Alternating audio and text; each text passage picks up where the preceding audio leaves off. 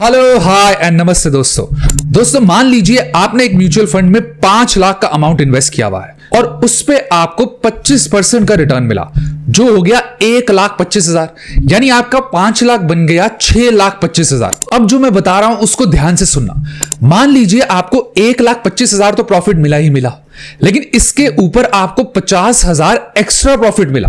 यानी एक प्रॉफिट तो हो गया रिटर्न जो 20, 30, 40% सब म्यूचुअल फंड में मिलता है, लेकिन उसके ऊपर एक प्रॉफिट और मिलेगा जिसको हम कहते हैं डिविडेंड। दोस्तों आज मैं बात कर रहा हूं डिविडेंड यील्ड म्यूचुअल फंड्स की।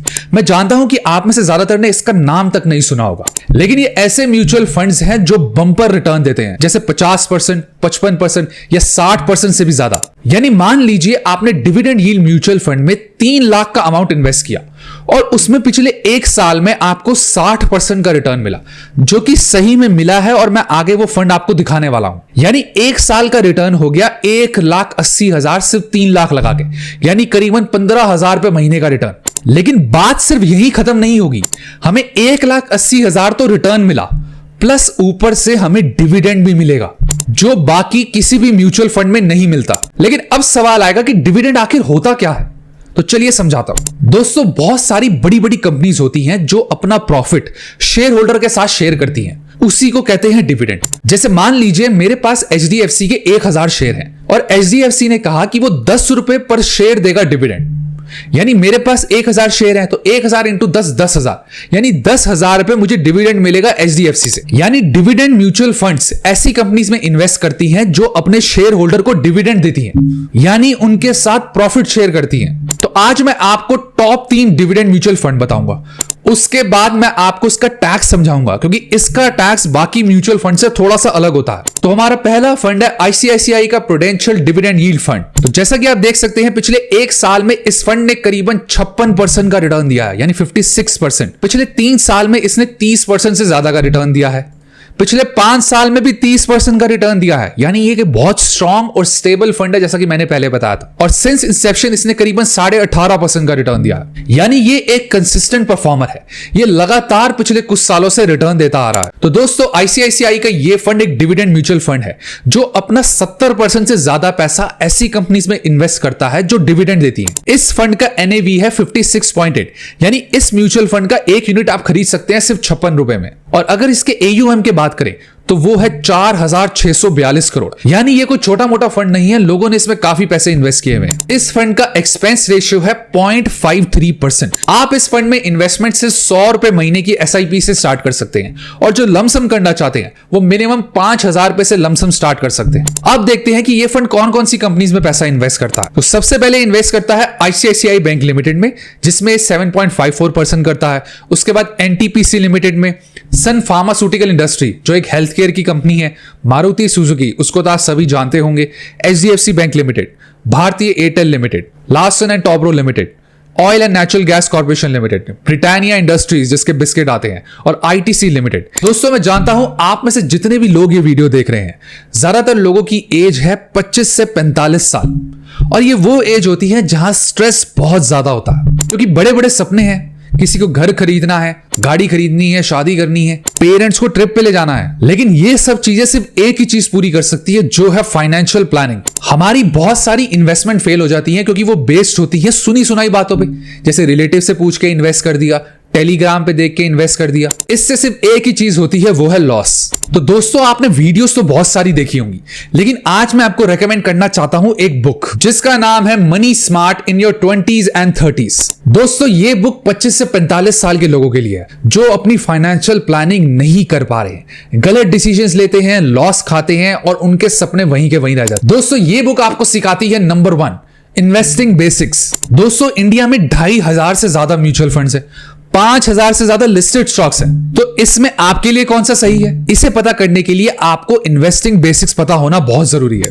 जैसे इक्विटी म्यूचुअल फंड्स क्या होता है, डेट म्यूचुअल फंड्स क्या होता है, आपके लिए कौन सा सही है और आपको किस में इन्वेस्ट करना चाहिए, ये सब नॉलेज आपको इस बुक में मिलती है। सेकंड है फंडामेंटल्स। दोस्तों अगर आप इन्वेस्ट करते हैं या बिजनेस भी करते हैं तो आपको बेसिक फंडामेंटल पता होने बहुत जरूरी है। जैसे बैलेंस शीट क्या होती है, स्टेटमेंट क्या होती है, उनको रीड कैसे करते हैं, इन्वेस्ट करने के टाइम किसी कंपनी की बैलेंस शीट कैसे पढ़ते हैं, उनकी ऑर्डर बुक कैसे पढ़ते हैं, यही सब चीजें आपकी इन्वेस्टिंग में काम आती हैं। थर्ड पॉइंट है रिस्क मैनेजमेंट।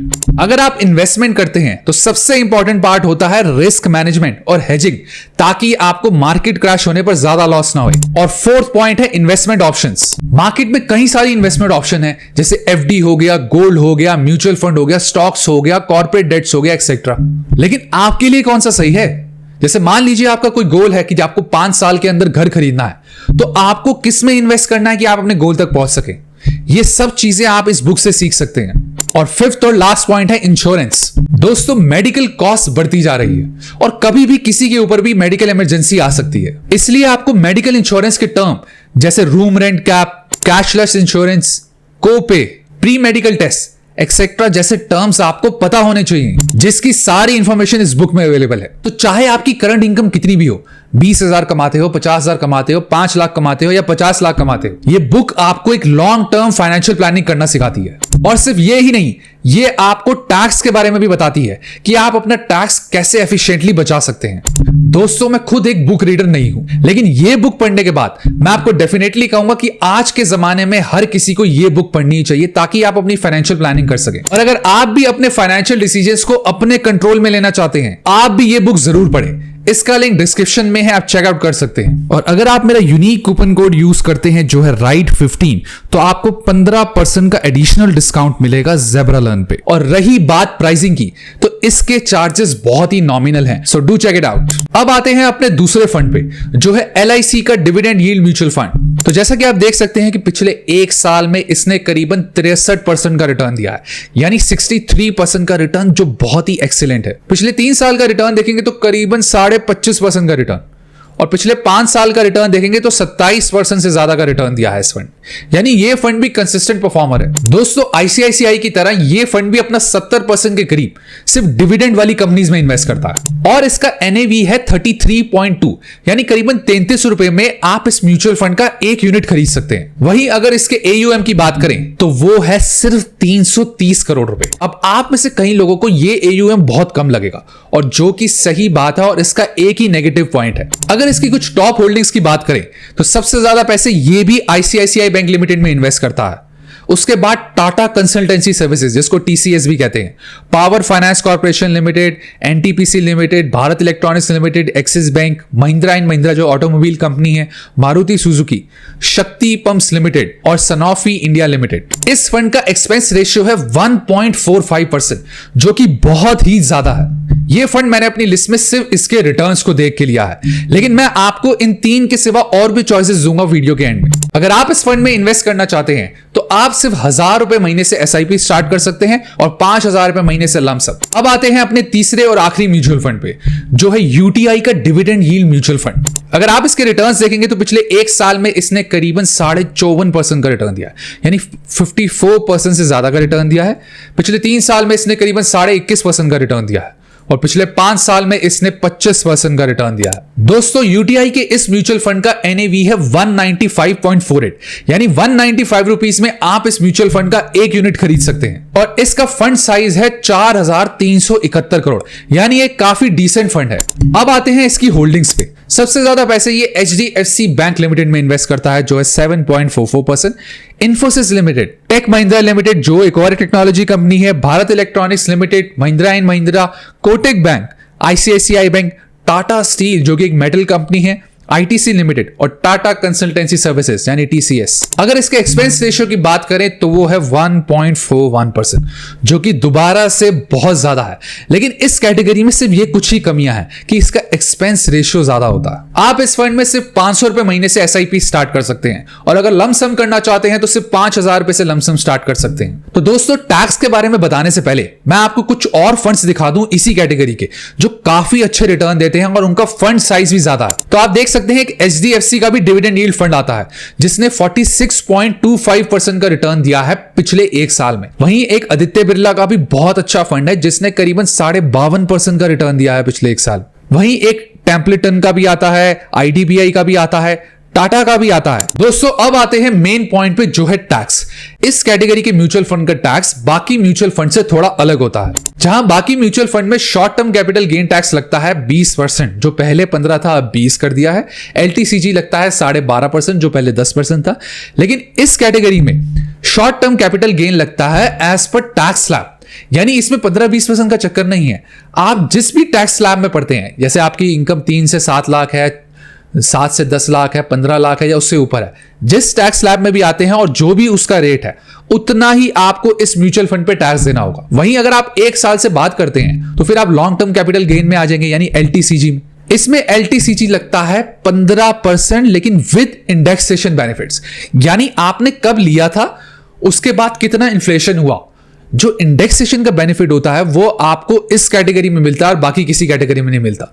जिस वजह से गवर्नमेंट ने इसका टैक्स रेट भी बढ़ा रखा है, जो बाकी में 12.5% है, लेकिन इसमें 15% है। लेकिन दोस्तों इसमें एक टैक्स और लगता है, जो है TDS। तो डिविडेंड के ऊपर आपको 10% का TDS देना पड़ता है। जैसे मान लीजिए आपको 10,000 का डिविडेंड मिला, तो गवर्नमेंट आपसे 1,000 रुपए का उसमें से TDS ले लेगी। अब दोस्तों एक्स्ट्रा इनकम जहां होगी तो गवर्नमेंट भी वहां पहुंचेगी और आपको टैक्स तो देना ही पड़ेगा। लेकिन दोस्तों एक जरूरी बात डिविडेंड के बारे में, डिविडेंड आपको तब मिलता है जब आपका फंड मैनेजर प्रॉफिट बुक करता है। यानी अगर जैसे मान लीजिए HDFC ने डिविडेंड दिया, तो आपको प्रॉफिट तब मिलेगा जब आपका फंड मैनेजर HDFC को बेचेगा और प्रॉफिट बुक करेगा। उससे पहले आपको डिविडेंड नहीं मिलता है। तो ये फंड एक लॉन्ग टर्म फंड है, तो इसलिए सब कुछ सोच समझ के तभी इन्वेस्ट करें। तो ये थी complete video dividend mutual funds के बारे में। आप मिलेंगे ऐसी ही अगली इंटरेस्टिंग येट इंफॉर्मेटिव वीडियो में। और अगर आप एक सक्सेसफुल इन्वेस्टर बनना चाहते हैं तो फाइनेंशियल प्लानिंग बहुत जरूरी है, जिसके लिए आप मनी स्मार्ट बुक ऑर्डर कर सकते हैं, लिंक डिस्क्रिप्शन में। तो do like, share, comment and subscribe to my YouTube channel, which is money right.